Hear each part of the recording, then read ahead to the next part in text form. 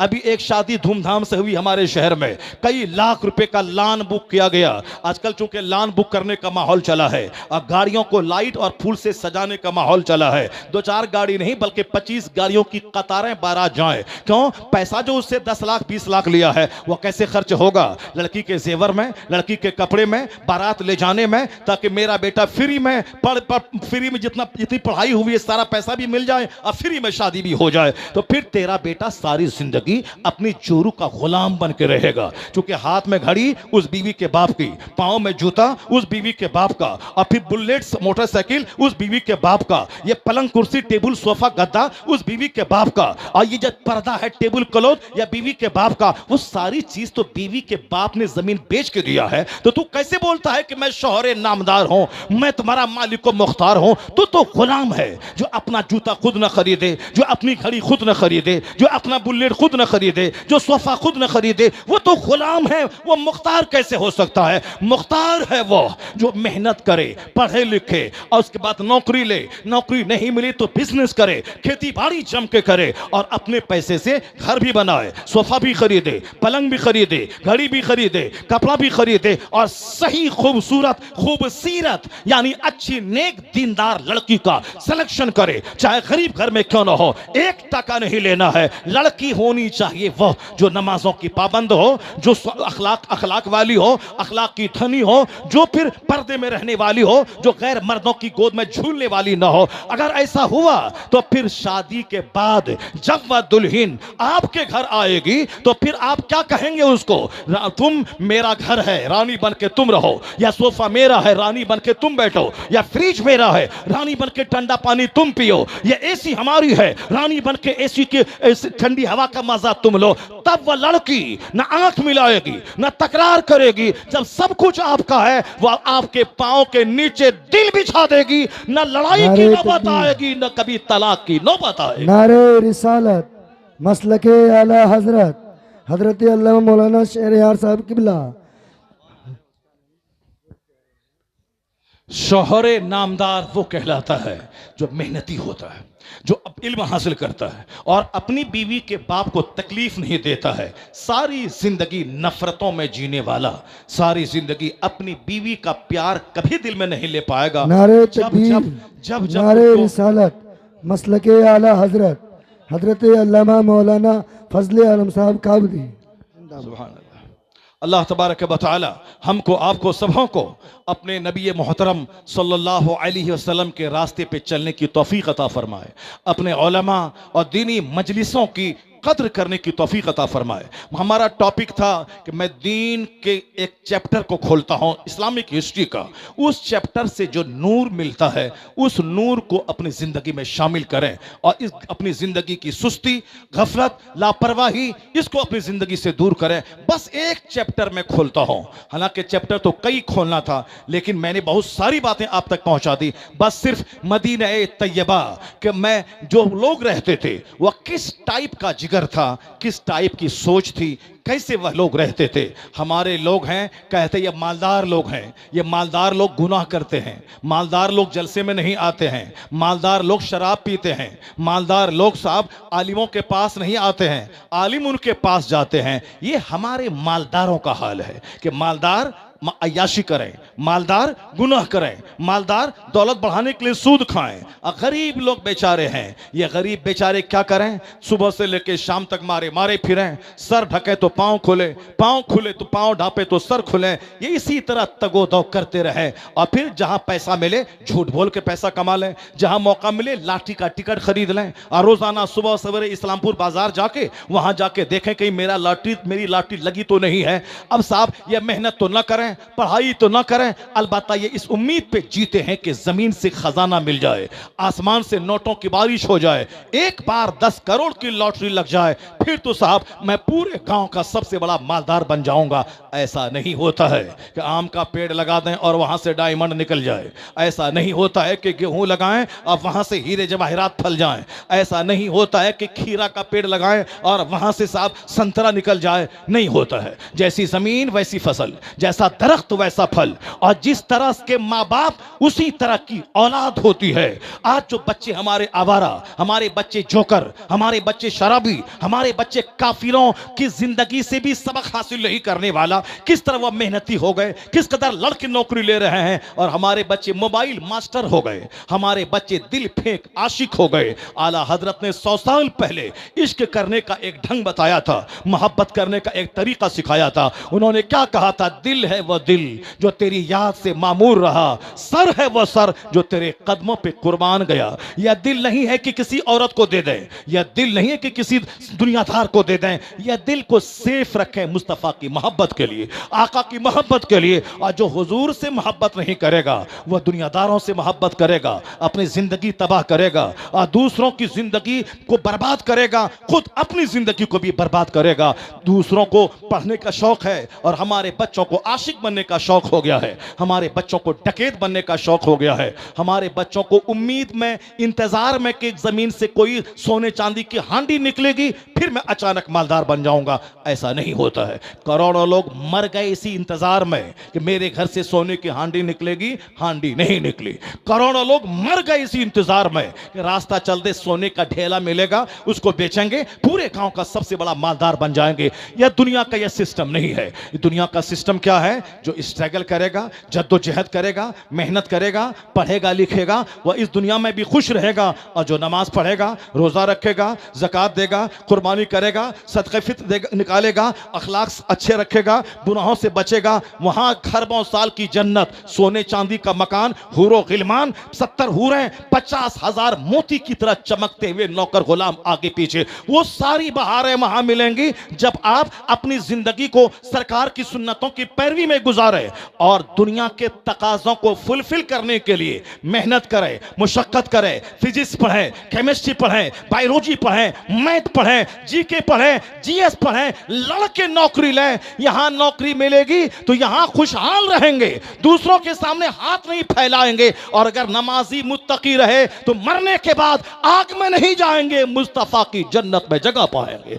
इस्लाम कहता है जो इस कुरान पाक की दुआ में मुझको सिखाया गया है, दुआ मांग। अल्लाह ने बताया है, क्या कहा है? दुआ करो तुम, रब्बना आतीना फिद दुनिया हसना व फिल आखिरत हसना व क़िना अज़ाबन्नार। ये दुआ हमें सिखा रही है इस दुनिया में भी अच्छे रहें, इस दुनिया में भी अच्छे खाएं, इस दुनिया में भी अच्छा पहले, इस दुनिया में माँ को दें, पैसा रहेगा बहन को दें, पैसा रहेगा गरीब भाई को दें, पैसा रहेगा बीमारों को इलाज कराने में दें, पैसा रहेगा मस्जिद की तामीर में दें, पैसा रहेगा मदरसे की तामीर में दें, पैसा रहेगा अपनी गरीब फूफी को दें, अपनी गरीब चची को दें, पैसा रहेगा अपनी सास को दें कि मैं दामाद हूं आपका, दामाद बेटा के मानिंद होता है तो आप सब सास की खिदमत करें। जिस दिन सास की खिदमत की, ससुर को अपना गिफ्ट दिया, उससे मांगने का की गलीज आदत नहीं बना ली कि ईद में वो कपड़ा भेजे, बकरीद में कपड़ा भेजे, हमेशा अगहन के मौसम में वो संदेश भेजे, चूड़ा और फरी का वो संदेश भेजे, अगर नहीं भेजा तो मुंह फुला के बैठ गए, अब ना जाने की कसम खा लिया। यह गरीब, कंजूस, बखील, काम चोर होता है जो दूसरों की दौलत पे निगाहें टिका के रखता है। अल्लाह से दुआ मांगे, इलाही मैं लूटूं नहीं, इतना तुम मुझे दे दे, मैं खुद खाऊं, अपने बाप को भी दूं और अपनी बीवी के बाप को भी दूं, और खुद अपनी माँ की खिदमत करूं और अपनी बीवी के माँ की खिदमत करूं। और हर जुमा के दिन यही पैगाम खुतबे जुमा में हमको मिलता है, इन्नल्लाह यामुरु बिल अदल वल इहसान व ईताइ ज़िल कुर्बा व यनहा अनिल फहशाइ वल मुनकर वल बग़ी यइज़ुकुम लअल्लकुम तज़क्करून। कुरान करीम में 6666 कमोबेश आयतें हैं और इसी आयत की तिलावत हर जगह होती है। क्यों? एक जामे आयत है जिसमें समझने के सारी भलाइयों का जिक्र है और तमाम बुराइयों से रुकने का आदेश इसमें दिया गया है। इसमें आदेश क्या है? अल्लाह तुम्हें हुक्म देता है अदल करने का, एहसान करने का और रिश्तेदारों को देने का। व ईताए ज़िल कुर्बा, रिश्तेदारों को देने का। जब पैसा रहेगा तब न देगा, जब खुद कंगाल रहेगा तो जानेगा कि सऊदी अरब से कौन आया, कौन मेरा रिश्तेदार दिल्ली से आया है। सुबह से जाके वहां 2 घंटा बैठेगा, अब बोलेगा बाबू बीमार हो दवाई के लिए पैसा दे दे, बाबू परेशान हाल हो 1 कुंटल चावल खरीदनी है पैसा दे दे। जब आपके पास रहेगा तो इस पर अमल होगा, रिश्तेदारों को दें आप। जो जिस तरह की सोच रखता है अल्लाह तबारक व तआला उसके लिए वैसा ही रास्ता खोल देता है। जो दूसरों से मांगने का आदी होता है सारी जिंदगी वो कंगाल रहता है, और जो दूसरों को देने देने का मूड बना लेता है। इतना मांग दे अल्लाह के मैं दूसरों की सेवा करूं, तो अल्लाह से जैसी उम्मीद बंदा वाबस्ता करता है अल्लाह तबारक व तआला उसको अता करता है। मदीना तैयबा है, एक जवान की शादी हुई, शादी के बाद आवाज आई इस्लाम बचाओ, इस्लाम बचाओ, इस्लाम बचाओ, इस्लाम बचाओ। फौरी उन्होंने शादी के चंद दिन के बाद चंद दिन अपनी बीवी के साथ गुजारे हैं। आवाज आई इस्लाम बचाओ। अपनी बीवी को जो उनके पास बचे हुए सोने और चांदी के सिक्के दिरहम और दीनार थे अपनी बीवी के हवाले किया और यह नसीहत करते हुए कि मैं जा रहा हूं जंग में लोग शहादत के शौक में जाता है, अगर बच के आ गया गाजी बनकर फिर दोबारा मुलाकात होगी, अगर नहीं बचा तो क़यामत के दिन मुलाकात होगी। ये सिक्के हैं, इसकी हिफाजत करना और जो अमानत तेरे शिकम में है उस अमानत का खास ख्याल रखना। वो मुजाहिद चला गया, सरहद पे जंग करने चला गया है। अब यह बीवी यहां अकेली है। अब शौहर को उन्होंने किस तरह से विदा किया हो की होगी कि जाएं, उनको खैरबात कहा होगा, खैरबात कही होगी, अलविदा कही होगी कि क़यामत के दिन मुलाकात होगी। चूंकि जंग में आदमी वहां से लौट के बहुत कम आता है और वहां तो शहादत के शौक ही में लोग जाते हैं, वही फतह कामरानी से हमकिनार होते हैं। शहादत की तमन्ना थी, नई नवेली दुल्हन थी और औरत भी उस अहद की लाजवाब थी। चूंकि सरकार ने कहा है उस वक्त तक मोमिन कामिल नहीं बनोगे जब तक कि माँ बाप औलाद वालदैन सबसे ज्यादा मुस्तफ़ा से मोहब्बत ना हो। मदीने की खातून ने बता दिया कि कैसे मोहब्बत होती है। शौहर मर शहीद हो गए, 4 जवान बेटे शहीद हो गए, मगर खातून क्या कहती है, बताओ मुस्तफ़ा कैसे है? मुस्तफ़ा सलामत है, मेरी सारी दुनिया सलामत है। यह है माँ बाप से ज्यादा मुस्तफ़ा से मोहब्बत, औलाद से ज्यादा मुस्तफ़ा से मोहब्बत। और हम किस हाल में जीते हैं, बस वो आशिक हैं हलवा खाने वाले, और जहां हमसे मुतालबा हो कुर्बानी का सारे लोग मैदान छोड़ के भागने वाले। हलवा खोर आशिक हम है, मुस्तफ़ा से प्यार है। लब्बैक या रसूल अल्लाह, ये खाली खोली नारा लगाना बड़ा आसान है। ये नारा लगाना बड़ा आसान, चूंकि जिहाद तो है नहीं, मरना तो है नहीं, कटने के लिए जाना तो है नहीं, जेल में 10 साल तो जाना है नहीं, इसीलिए लगाने में क्या लगा है, लब्बैक या रसूल अल्लाह। ये खाली खोली नारा लगाने से क्या होता है, लगा लिया ताकि पता चले मैं आशिक रसूल हूं। ये लब्बैक या रसूलुल्लाह का मतलब ये नहीं है कि खाली खोली नारा लगाया। फजर की नमाज में मस्जिद चला जा कड़ाके की सर्दी में नहाने के बाद और कहा हुजूर आपने कहा है नमाज मेरी आंखों की ठंडक है, लब्बैक या रसूल अल्लाह, मैं हाजिर हूं। लब्बैक का मतलब मैं हाजिर हूं। आपने कहा रकातल फज्र खैरुम मिन दुनिया व मा फीहा, फजर की 2 रकात नमाज दुनिया और दुनिया में जो कुछ है उससे बेहतर है। हुजूर मैं नहा धो के घर से मस्जिद आ गया, लब्बैक या रसूल अल्लाह। ये है लब्बैक या रसूल अल्लाह। एक तरफ झूठ बोलकर 1 करोड़ कमाने का मौका है और एक तरफ सच बोलकर 10 रुपए कमाएगा। झूठ को छोड़ दे, सच बोलकर 10 रुपए कमाए। कहा हुजूर आपने कहा है कि सच जन्नत की तरफ ले जाता है, झूठ जहन्नम की तरफ ले जाता है। लब्बैक या रसूल अल्लाह, हमने करोड़ का मुनाफे को ठुकरा दिया, हम आपके फरमान पे अमल करने के लिए मैं हाजिर हूं या रसूल अल्लाह। ये है लब्बैक या रसूल अल्लाह। हुजूर करोड़ों लोग दाढ़ी मूंडते हैं और दाढ़ी रखने वाले को लोग सूफी और बेवकूफ कहते हैं। सूफी का माना बेवकूफ, आज के इस अहद में लोग सूफी को बेवकूफ को सूफी कहते हैं। हुजूर जहां करोड़ों लोग दाढ़ी मूंडने पे फख्र महसूस करते हैं, आपने कहा है मेरी उम्मत के फसाद के जमाने में जो मेरी सुन्नत पर अमल किया उसे 100 शहीदों का सवाब मिलेगा। सरकार जहां मेरे साथी, मेरे दोस्त, मेरे अहबाब सब दाढ़ी मूंडने पे फख्र करते हैं, हुजूर मैं आपके फरमान पे अमल करते हुए मैंने दाढ़ी रखना शुरू की है। लब्बैक या रसूल अल्लाह, मैं हाजिर हूं कि मैं सुन्नतों का कत्ल नहीं बल्कि मैं सुन्नतों को आबाद करूंगा। ये है लब्बैक या रसूल अल्लाह। बस आ गए पाकिस्तान का कोई मौलाना बोला और उसी पर नकल करने लगे लब्बैक या रसूल अल्लाह। लब्बैक का मतलब जिहाद के लिए मैदान जंग में गए तब कहा लब्बैक या रसूल अल्लाह। आका अलैहिस्सलाम ने कोई हुक्म सादिर फरमाया, मदीने का सहाबी है, कहा कि जो अल्लाह सरकार ने कहा जो अल्लाह की राह में खैरात दे अल्लाह उसे जन्नत में बेपनाह इनामात से नवाजेगा। दहदा अंसारी जिसके पास मदीने का कीमती बाग, उसी बाग के 4 दीवारी के अंदर कई 100 खजूर के पेड़, जब हुजूर ने कहा तो खड़े होके क्या कहा, लब्बैक या रसूल अल्लाह। क्या कहा हुजूर, मदीने का मेरा बाग सारे लोग जानते हैं कितना कीमती है, मैंने अल्लाह की राह में वह बाग दे दिया। जब यहां दिया और यहां से घर चले, बाग के अंदर दाखिल नहीं हुए बल्कि दरवाजे से अपनी बीवी को कहा फै फला की अम्मी, जो कपड़ा है और जो बच्चे हैं उसको लेके बाग से बाहर आ जाओ, ना बाग की लकड़ी लेनी है, ना बाग बाग का फल लेना है, बस जो कपड़े हैं बच्चों को साथ लेके निकल जा बाग से। कहा खैरियत तो है, अगर हमारी बीवी होती, हमारी माँ होती, तो फिर वह रोने लगती, गिड़गिड़ाने लगती, बोलती हम मर जाएंगे, यहीं से नहीं जाएंगे। मगर उस अहद के मर्द भी लाजवाब, खवातीन भी लाजवाब है। जब दहदा अंसारी ने कीमती बाग अल्लाह की राह में दिया तो बीवी भी तो दहदा अंसारी की थी। जब उन्होंने शौहर ने कहा कि निकल जाओ बच्चों और बच्चों के कपड़ों समेत, चूंकि आज से यह बाग मैंने अल्लाह की राह में वक्फ कर दिया है, ना बीवी रोई ना सर को पटकी, बल्कि कहा मरहबा, जबरदस्त आपने सौदा किया है, बाग देकर जन्नत खरीद लिया है, बाग देकर आपने जन्नत खरीद लिया है। किस तरह के मर्द थे, किस तरह की बीवी थी। आज अगर मैं बोलूं कि मैं जा रहा हूं हक बोलने और मुझको कल जेल में डाला जाएगा, बीवी बोलेगी नहीं जाना है, नहीं बोलना है, वैसा जलसा नहीं करना है, बल्कि पास में रहना है, मजदूर ठेला चलाइए, 500-200 रुपए कमाइए, बाल बच्चों के साथ रहिए, दुनिया वाला कुछ भी करे, शराब पिए, ज़िना करे, सूद खाए, चाहे जलसा जुलूस में आके नाचे कूदे, कुछ भी करे, कौन बोलते हैं आप, क्यों बोलते हैं? कल जेल चले जाइएगा तो क्या हो जाएगा? हम कहते हैं कि तुमने हुसैन की कहानी नहीं पढ़ी। हुसैन के सामने मदीना था, मदीने की बहारें थी, मगर मेरे सरकार ने मदीने की बहार छोड़कर करबला की जमीन का स्वागत करते हुए बाल बच्चों को कटा दिया, जालिम की हिमायत नहीं की, अपनी दुनिया लुटा दी, आखिरत को बचा लिया।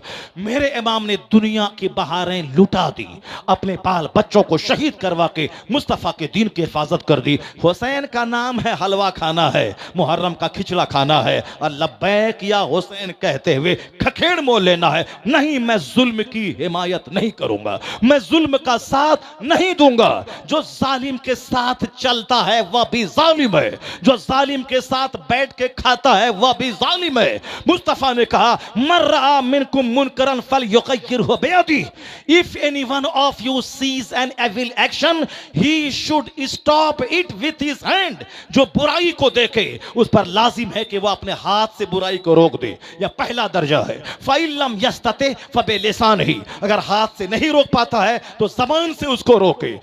फ़इल्लम यस्तते, अगर जबान से भी नहीं रोक सकता है, फ़बिलिसान फ़बिक़ल्बी, तो अपने दिल से उस बुराई को बुरा समझे। वज़ालिक अदअफुल ईमान, this is the lowest degree of faith, या ईमान का सबसे कमजोर दर्जा है। पहला दर्जा है हाथ से बुराई को रोक देना, दूसरा दर्जा है जबान से बुराई को रोकना, और तीसरा लोवेस्ट डिग्री है दिल से उस काम को बुरा समझना। इसलिए मोमिन का काम ही है बुराइयों को रोकना, नेकियों को फैलाना।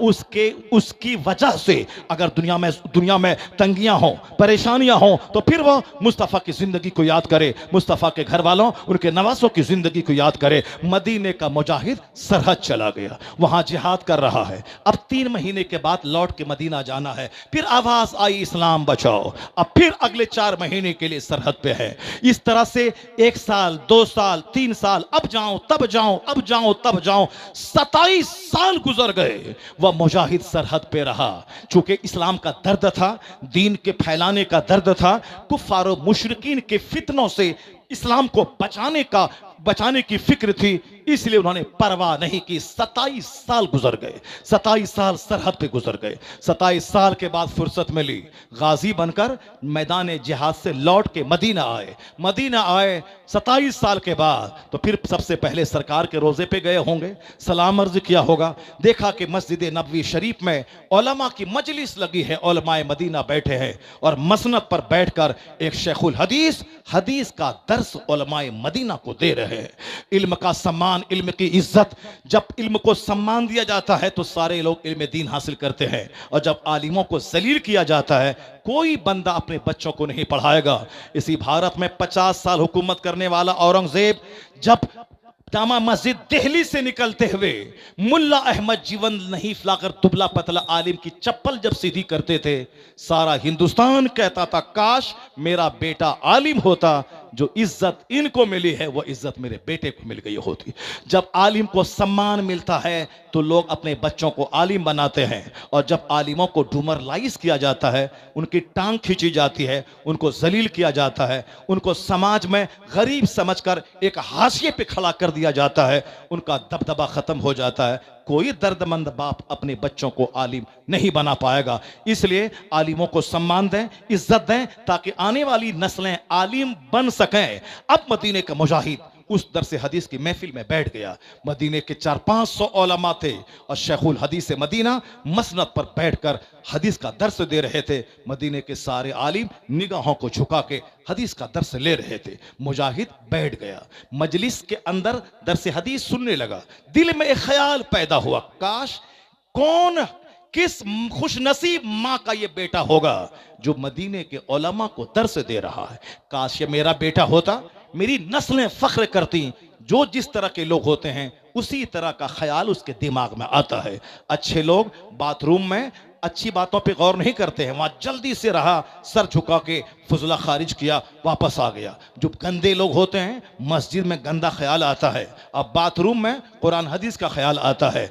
फिक्र को ताबिंदा रोशन करने के लिए इस आंखों में गंदी चीजें नहीं, नेक चीजों को बसाया जाए। माँ बाप का चेहरा, आलिमों का चेहरा, मुसहफ शरीफ का चेहरा, दीनी किताबों का चेहरा। एक बहुत बड़े मुहद्दिस कहते हैं, मैं जो आज हदीस से पाक बयान करता हूं, तफसीर बयान करता हूं, मैं 6 साल की उम्र से किसी भी दीनी किताब को बेवजू मैंने छुआ नहीं है, बेवजू मैंने नहीं टच किया है। उसी अदब का इनाम यह है कि आज वह मुफस्सिर और मुहद्दिस बन चुका है। यहां जैसे तैसे रहना, किताबों का अदब नहीं करना, इसीलिए इल्म से खाली खोली है। दिल में ख्याल आया, काश ये मेरा बेटा होता, मेरी नस्लें फख्र करती। काश मेरे पास हवाई जहाज होता, काश मेरे पास हेलीकॉप्टर होता, काश मैं हिंदुस्तान का सबसे बड़ा मालदार होता। ये ख्याल तो किसी के दिमाग में भी आ सकता है। तो जो जिस तरह की सोच रखता है उसी तरह का प्लान दिमाग में आता है। 27 साल जिहाद करके आया है, तब न ख्याल पैदा हुआ ये किस माँ का बेटा है जो उलमाए मदीना को दरस हदीस दे रहा है। ख्याल आया, चला गया, मजलिस बर्खास्त हुई, वो अपने घर गया। 27 साल के बाद अपनी बीवी से मुलाकात किया। 27 दिन नहीं, 27 ईयर्स मोर और लेस, 27 साल के बाद अपनी बीवी से मिले हैं। अगर आज 27 दिन में घर से बाहर हो जाऊं और घर में इबादत का माहौल न रहे तो सब कुछ हो जाएगा। माहनवा अशरफिया में छपने वाली खबर अगर सच्ची है तो सऊदी अरब में रहने वाले शौहर को भनक लगी कि मेरे जाने के बाद मेरी बीवी होटल अटेंड करती है आजमगढ़ में। उन्होंने जांच के लिए 3 दिन पहले बोला कि मैं अब सऊदी अरब जा रहा हूं, मेरी फ्लाइट दिल्ली से परसों है। गया, उसी होटल में क़याम किया और कहा कि बताओ जितनी भी तुम्हारे पास तस्वीरें हैं सारी तस्वीरें दिखलाओ। उन तस्वीरों के हुजूम में अपनी बीवी को पहचाना, कहा मुझको ये खातून चाहिए, और उन्होंने फौरन फोन लगाया उस खातून को, क्या क्लाइंट आया हुआ है, फौरन यह सज धज के वहां गई, जबकि शौहर के साथ 1 महीना रह चुकी है। मगर पाखाने का कीड़ा जब तक वह पाखाना न खाए उसे चैन नहीं मिलता है। गंदी आदत करने वाला चाहे उसकी बीवी 1000 खूबसूरत हो, लेकिन जब तक वह ज़िना न करे उसे चैन नहीं मिलता। अच्छी सोहबतों में रहना, अच्छे लोगों के पास रहना, अच्छा काम करना इसीलिए जरूरी है ताकि फूल चूसने के आदी बन जाए। चोरों, लफंगों, लुच्चों, झूठों, जालिमों, बेईमानों, झूठ बोलने वाले नेताओं के साथ जो रहेगा उसकी सोच गंदी होगी, वो हमेशा गंदी चीजों को ढूंढता रहेगा। वो बताएं, वो खातून अभी शौहर के साथ 1-2 महीना गुजारी है। 1 दिन पहले वो घर से निकला है कि मेरी फ्लाइट दिल्ली से है, लेकिन फोन आया कि क्लाइंट आया है।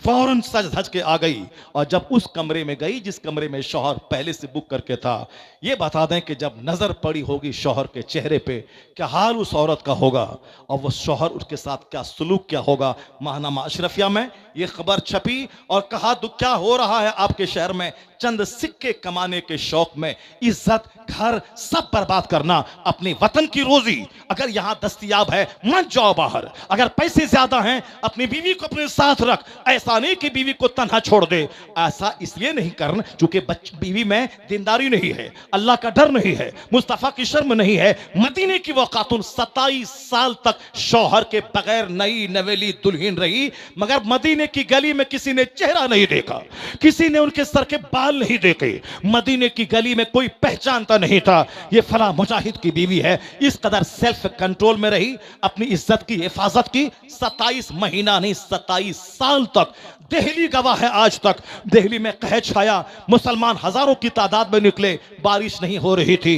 मर्द निकले 10,000, बारिश की दुआ की, दुआ कबूल नहीं हुई। सूफी निजामुद्दीन अबुल मुअय्यिद वो अपनी माँ का दुपट्टा लेके कहा अल्लाह से, इलाही या उस औरत का दुपट्टा है जिस औरत को मरते दम तक किसी गैर मर्द ने नहीं देखा, इलाही तू बारिश रहमत का नुज़ूल फरमा दे। 10,000 मुसलमान सड़क पे निकले, दुआ कबूल नहीं हुई। लेकिन वो खातून जिसके चेहरे को गैर मर्द ने मरते दम तक नहीं देखा, उसके दुपट्टे के वसीले से इधर दुआ की गई, घंघोर घटा छाई, वो बारिश हुई कि सारा इलाका सरसब्ज़ो शादाब हो गया। पता चला कि औरत के झांझन की आवाज अगर गैर मर्दों के कान में चली जाए तो उसके शौहर की दुआ को अल्लाह रद्द कर देता। जहां औरतें पर्दे में रहती हैं, औरतों का चेहरा, औरतों की गर्दन, औरतों की कलाई, सारी पर्दे की चीजें छुपी रहती हैं, मर्द की दुआ कबूल होती है। 27 साल तक इज्जत की हिफाजत की। ऐसा नहीं कि इधर देखना उधर देखना, काना फूसी करना, मोबाइल में देखना, वीडियो फिल्म देखना, देख और इज्जत को जला कर राख कर देना। नहीं, अल्लाह से मदद मांग, अल्लाह से मदद चाह, अपने घर में रह। जब दिल में ख्वाहिश पैदा हो गंदी तो अल्लाह से मदद मांग, अल्लाह की तरफ रुजू कर, दुआ में लग जा, तिलावत में लग जा। अल्लाह तुम्हें गुनाहों से बचाएगा। जो बंदा जिस तरह की चाहत रखता है अल्लाह से दुआ करता है, अल्लाह पूरी कर देता है। और जो गंदी चाहत रखे वो गंदी चाहत के दरवाजे उसके लिए उनकी बदनीयती की वजह से दरवाजे उसको मिल ही जाते हैं, जैसे कीड़े को मिल ही जाता है। मदीने की खातून 27 साल तक इज्जत की हिफाजत की। अब 27 साल के बाद शौहर उनके पास गया है, दोनों मियां बीवी मोहब्बत के साथ बातें करने लगे, बातें होने लगी। इसी दरमियान मस्जिद नबवी का वो शेखुल हदीस जो उलमाए मदीना का शेख था, वह उनके घर में दाखिल हुआ। जब घर में दाखिल हुआ, जिसके बारे में तमन्ना की थी कि काश ये मेरा बेटा होता, लेकिन जैसे ही घर में दाखिल हुआ, ऐसा नहीं कि इमाम साहब बड़े नेक हैं तो उनको घर में बुला लें, बीवी को बोले चाय पानी लाओ। नहीं, पर्दा का मतलब है 1000 मुत्तकी शेख हो, बीवी का उससे पर्दा हो, और पर्दा हो शरीयत पर मजबूती से अमल हो। चाहे 1000 दामाद बोले कि अपनी साली से कि आप आइए, आप खाना खिलाइए, नहीं, खबरदार, सख्ती के साथ कहना होगा तुम्हारी बीवी तुम्हारी अमानत है, ये खिलाएगी, ये नहलाएगी, ये धोलाएगी। बेटी मेरी दूसरी, तुम्हारी साली है, बस रिश्ते में साली है, वो ना तेरे पास आएगी, ना तेरा पांव दबाएगी, ना खाना खिलाएगी, ना तुझे नहलाने के लिए साबुन और तेल ला के देगी। चूंकि बेशुमार घर उजड़ गए, बड़ी बेटी रह गई, साली के साथ लोग भाग गए। पर्दा फर्ज है, अपना पीर रहे, अपना उस्ताद रहे, चाहे बड़ा से बड़ा आलिम रहे, पर्दा फर्ज है। बरेली इसीलिए तुर्रे इम्तियाज है बरेली का, वहां का शेख औरतों के हाथ में हाथ दे के मुरीद नहीं करता, इसलिए वहां का आज भी आला हजरत के मजार पे कोई औरत जा नहीं सकती है। वहां चूंकि शरीयत का कानून वहां से लोगों को मिला है, तो वहां के शेख आज भी बेपर्दा औरतों को मुरीद नहीं करते। और जहां बेपर्दा मुरीद करने का रिवाज है, मेरी जिंदगी का अपना तजर्बा है कि जो पीर को बहुत बड़ा वली समझा था, उसी पीर ने उनकी खूबसूरत बहन के साथ वो सुलूक किया कि पहले मैंने उनके बारे में बोला था कि नमाज पढ़ने मस्जिद में नहीं आता है, दाढ़ी छोटी है, वह शेख कामिल ना होगा, वह मुझको मारने के लिए तैयार हो गया। यह आज से 30 साल पहले की बात है। लेकिन 5 महीने के बाद जब मैं वापस दोबारा उस गांव में मिलाद पढ़ने आया तो लोगों ने क्या कहा, मैंने पूछा वो नौजवान कहां है, कहा वो छुरी लेके अपने पीर को कत्ल करने के लिए ढूंढ रहा है, छुरी लेके ढूंढ रहा है। मैंने कहा हक बोला तो वो मेरे खिलाफ हो गया। लेकिन 5 महीने के बाद, क्यों, वो नमाज पढ़ने मस्जिद में आता नहीं था, पटना कॉलेज के प्रोफेसर था, प्रोफेसर को सब कुछ समझ बैठा था, नहीं मेरा पीर बड़ा अच्छा, स्टडी बड़ी अच्छी है, कॉलेज का प्रोफेसर है, दाढ़ी छोटी है, पीर नहीं होगा, नमाज बाजमात छोड़ता है, पीर नहीं होगा। पीर बनने के लिए मुत्तकी होना जरूरी है, आलिम होना जरूरी है, उनके सिलसिले का सरकार तक मुत्तसिल होना जरूरी है, मुतसल्लिम सुन्नी होना जरूरी है, फासिक कभी पीर ना होगा। मैंने एक कानून बताया, वो मेरा मुखालिफ हो गया। 6 महीने के बाद पता चला वह गाड़ा सा लेके पीर साहब को ढूंढ रहा है, वो आए मैं उसे कत्ल कर दो। क्यों, उसकी खूबसूरत बहन को घर में वो हमला कर दिया था। सारे इलाके में थू थू मच गई। इसलिए एक कौम मुस्लिम पर्दा फर्ज है। अपने चचेरे भाई, ममेरे भाई, फुफेरे भाई, यहां तक के अपने देवर से पर्दा, यहां तक के अपने फुफेरे ममेरे भाई चचेरे भाई से पर्दा, बहनोई से पर्दा फर्ज है, वरना हालात खराब हैं, सबों को मालूम है। 27 साल तक नफ्स पे कंट्रोल रखी, और जब शौहर से मुलाकात हुई 27 साल कैसे गुजरे बातें हो रही हैं। इसी दौरान मदीने का शेखुल हदीस उनके घर में आ गया। ये वहां से उठे, दरवाजे के पास गए, कहा हुजूर आप मेरे घर में कैसे दाखिल हो गए, बगैर इजाजत के, बगैर पूछे हुए कैसे दाखिल हो गए। जिनके औलाद होने की तमन्ना की थी, मदीने के शेखुल हदीस के मनसब पे नाज किया था, उनसे शरीयत की रोशनी में कह रहे हैं बगैर इजाजत मेरे घर में कैसे दाखिल हो गए। पीर हूं, फकीर हूं, मौलाना हूं, आलिम हूं, अगर बिला इजाजत घर में दाखिल हो, आप पूछें उनका दामन पकड़ के, बिला इजाजत मेरे घर में आप कैसे दाखिल हो गए, मेरी बीवी से आप कैसे बात करने लगे, तब इज्जत बचेगी, समाज बचेगा। दोनों बात करने लगे। शेखुल हदीस क्या कहते हैं, ये बताइए, ये तो मेरा अपना घर है, आप मेरे घर में कैसे दाखिल हो गए, आप मेरे घर में कैसे दाखिल हो गए।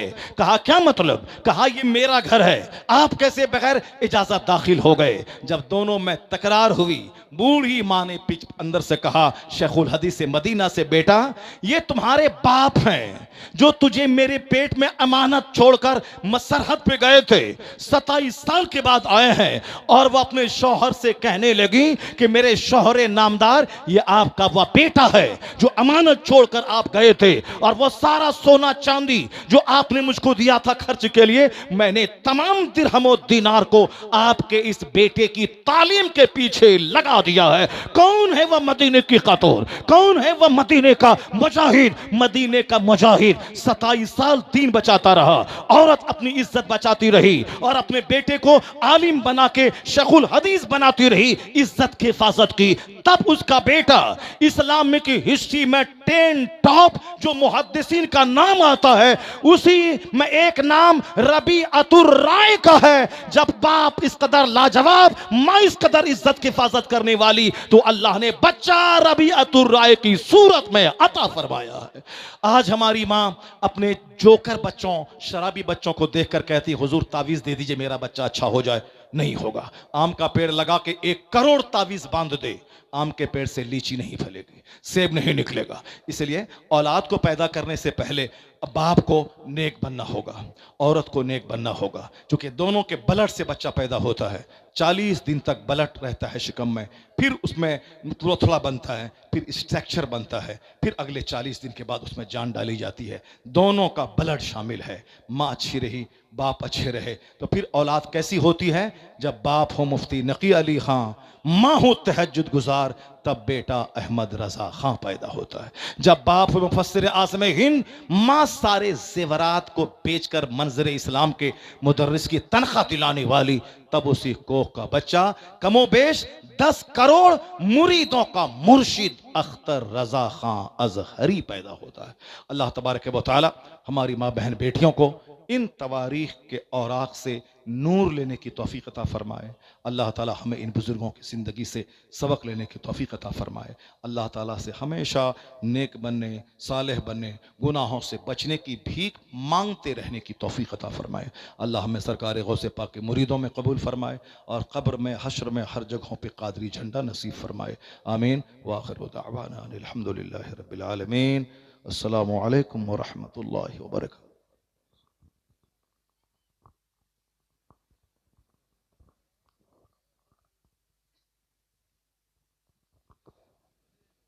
हजरात, अभी आपने